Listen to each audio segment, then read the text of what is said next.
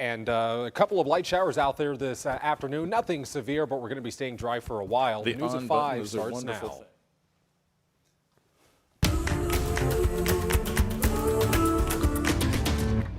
Right now, tonight here at 5, Kentucky is mourning the loss of a young Central Kentucky Sheriff's deputy. A husband and father killed late yesterday after being fatally shot during a traffic stop on I-75 just outside of Lexington.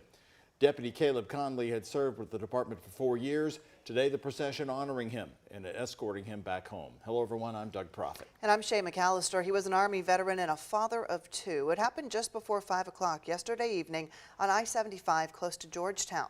Paramedics rushed the Deputy Conley to the hospital, and that is where he died. Today, we learned the man accused in his murder is Stephen Shing. He was arrested at a home in a Lexington neighborhood not long after the shooting. Well, today a police procession made its way down I-64 to the Ware Funeral Home in Cynthiana, his hometown. Grace McKenna has more on the support for his family. Grace? You know, Doug, some folks who were out there today say that they felt called to go out and pay their respects and be there for Deputy Conley's family. Hundreds of police vehicles, along with crowds of those community members, lined the roads Deputy Conley helped keep safe. He is remembered as a dedicated deputy who loved his job. One Harrison County lieutenant today said being in law enforcement was always Conley's dream, and his goal was to make a better future for kids. Along the way, both those who knew him and those who didn't shared words of support. To teach my kids that they need to be grateful for those who protect us and serve in our community, and to pay respects to his family, to let them know that we are thankful for the sacrifice that they've made and the sacrifice that the Sheriff's Office made. To pay respects and honor the family of Officer Conley, it's just a tragedy. Should have never happened. Earlier today, the Scott County Sheriff's Office posted a link to a GoFundMe to help Conley's family. Organizers write Caleb was known throughout Central Kentucky for his professionalism and being a devoted family man. They add, one day before his death, he posted on social media, "Don't fear dying, fear not living." Donations are also being accepted to that GoFundMe at Whitaker Bank locations, and the GoFundMe link online has already raised more than $15,000. In the studio, Grace McKenna, WHAS 11 on your side. Grace, thank you very much. Last night, Kentucky Governor Randy Beshear tweeted out his thoughts and prayers for Caleb Conley and all who are affected by this tragedy. In the tweet, Beshear said, "Kentucky, please join Brittany and me in praying for the family and fellow law enforcement officers of Scott County Deputy Sheriff Caleb Conley, who was killed this evening while protecting our people. This hero made the ultimate sacrifice, and we will forever be grateful." Earlier today, we caught up with Lieutenant Governor Jacqueline Coleman, who shared her thoughts. You know, he went to a routine traffic stop and he's not going to come home. And those senseless acts of violence are just absolutely hurting our families every single day. And my heart is with them, is with the Scott County community, and we're going to continue to make sure that we can help support our law enforcement in every way that we can.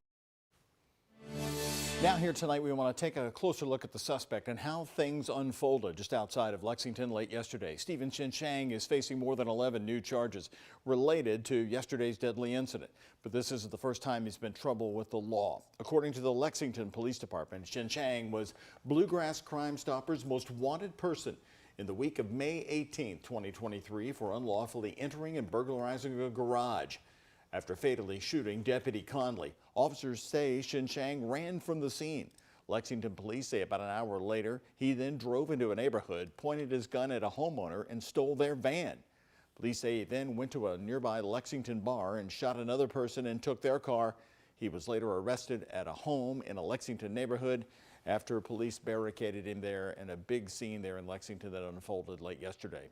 Lexington TV stations are reporting that he's also being charged with the murder of Deputy Conley. We will continue to follow the updates on this story, including the funeral arrangements, which will be released soon. You can stay up to date with all of those updates at WHAS11.com. Back here in Louisville, the high-profile escapee. We're talking about that escaped inmate captured after 2 days on the run in Louisville. He arrived in court this morning for his arraignment. Inmate Norman Wolf jumping right out of a moving vehicle on I-75. And today, the 31-year-old arrived in court in a wheelchair, facing new charges after jumping out of the inmate transport car right on the Gene Snyder Freeway on the ramp to Brownsboro Road last week, kidnapping two neighbors, forcing them to drive toward downtown. Defendant began yelling for Deputy Law to pull the vehicle over, or defendant was going to kick out the window and jump out the vehicle. He was originally in jail on burglary, fleeing and evading police, and a gun charge as a convicted felon. You see him there during his getaway. His bond was raised today to $500,000. That's $500,000. Prospect police are searching for two people they say broke into a Fox Harbor home and shot the family dog. The homeowner told police last Wednesday he was confronted by two armed men who assaulted him and forced their way into the home at gunpoint. Police tell us the family's dog confronted the intruders. They then shot the animal before taking off with the victim's car. We know both the homeowner and that dog are okay tonight. Police believe this may be a targeted, isolated incident.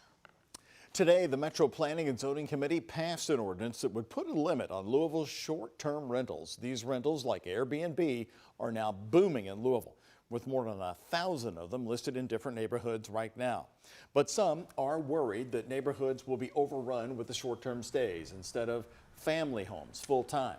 Councilmember Ja'Cory Arthur proposed a moratorium to temporarily stop new listings and require the host to apply for conditional use permits. Arthur said in a council meeting that a fifth of single-family homes in the Phoenix Hill neighborhood are rentals. In today's planning and zoning meeting, an amendment was proposed that would include all of Louisville in the moratorium.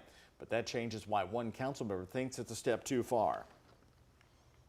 I think that we can get the process started with good conversation and work towards some of these goals that the administration has set up or set out without having the necessity of shutting the entire process down. Do we think people are going to exploit this opening in the law while we discuss the ordinance? And we clearly see that happening, and that's why I think we should be supportive of the amendment and the ordinance generally.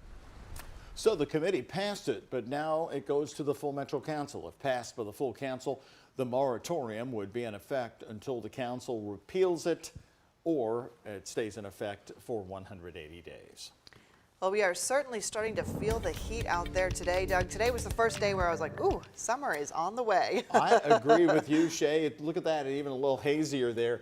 The one thing we didn't have is that uncomfortable humidity. So you wonder, because the big kickoff to summer is this weekend, you're going to make it even a little warmer there, Alden. Just a little bit for next week at least, but our weekend itself looking pretty good, and the rest of the forecast also very quiet and very uneventful. If we see any rain, it's going to be like what we have right now, just very tiny little isolated downpours. As we get in a little bit closer here near Saloma, you have a weakening little shower overhead right now. That's going to be dissipating here in the next few minutes, and then off to the west of that, rather, in Hardin County, we see another downpour there. That's just to the north of Solway, and making its way, it'll probably skirt by Limp there over the next 10 to 15 minutes. These are just very tiny, short-lived things, so not going to be causing any washout problems or ruining any outdoor plans that you might have. Right now, 84 degrees. It's about 5 degrees warmer than normal, but as Doug was saying, our humidity is very low, which is the good news, and that cloud cover has knocked E-Town down to 78, so really not a bad Tuesday night across the area. We're going to be remaining clear and calm. Temperatures still warm, though, up until sunset, and another refreshing night for us overnight. And it's going to be another night where many of us can leave our windows open and that air conditioner off. But next week could be a little bit of a different story. We'll see if we have any 90s showing up in our near future. That's ahead. All right, Alden, thank you very much. As the Community Foundation prepares to distribute thousands of dollars of donations to mass shooting survivors, they're hearing first from the community about how best to do it. The organization created two funds following two mass shootings the same week last month, one at Old National Bank, another at Chickasaw Park. Last night, they held a town hall focused on the guidelines for the Chickasaw Park Fund. Ramona Dallum with the Community Foundation says it's important for the public to be involved in this process.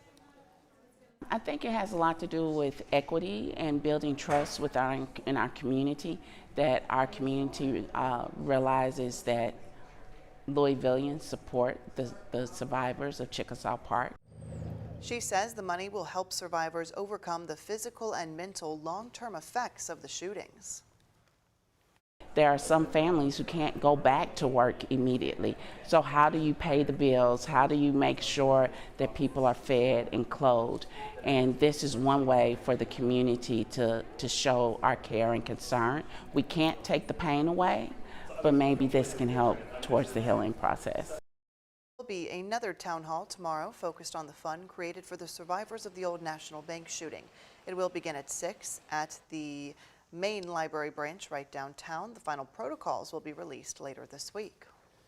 The lawsuit filed by a retired Metro Police Sergeant against Breonna Taylor's boyfriend has been dismissed. Jonathan Mattingly countersued Kenneth Walker in 2020 for assault, battery, and emotional distress.